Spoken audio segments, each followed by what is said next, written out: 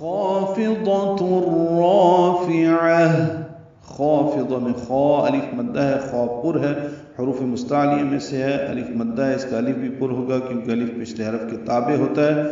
دو حرکات لمبا کریں گے اور اس خا کو اور الف دونوں کو پر پڑھیں گے، فا کو باریک اور جلدی پڑھیں گے معروف طریقے سے، ضاد کو پر پڑھیں گے۔ اس کی صفت بھی مستعلیہ کی ہے، موٹا پڑھیں گے، اور اس کی ایک صفت اطباق کی ہے، حروف مطبقہ میں سے ہے، اور اس میں زبان کا اکثر حصہ تالو سے ملصق ہو جاتا ہے، یعنی لپٹ جاتا ہے یا چمٹ جاتا ہے۔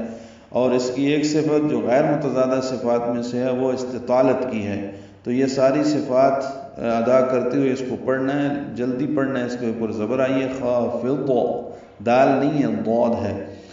تن میں تنوین ہے، تنوین کے بعد را آنے کی وجہ سے ادغام ہوا ہے، تا کو را سے ملا دیں گے تو خافضۃ رافعہ، را الف مدہ ہے، دو حرکات لمبا ہے، فا کو جلدی معروف پڑھیں گے، عین کو تائے مربوطہ سے ملا دیں گے، وقفاً ہا میں تبدیل ہو جائے گی، اب اس پہ ہمس ہوگا، رافعہ ملانے کی صورت میں تنوین کے بعد حمزہ آنے کی وجہ سے رافعۃن اذا یعنی اظہار کریں گے، تن اور اذا پڑھیں گے، پھر سانس نہیں توڑ سکتے۔ ہم رک گئے، وقف کر دیا تو ہم نے خافضۃ رافعہ پڑھا۔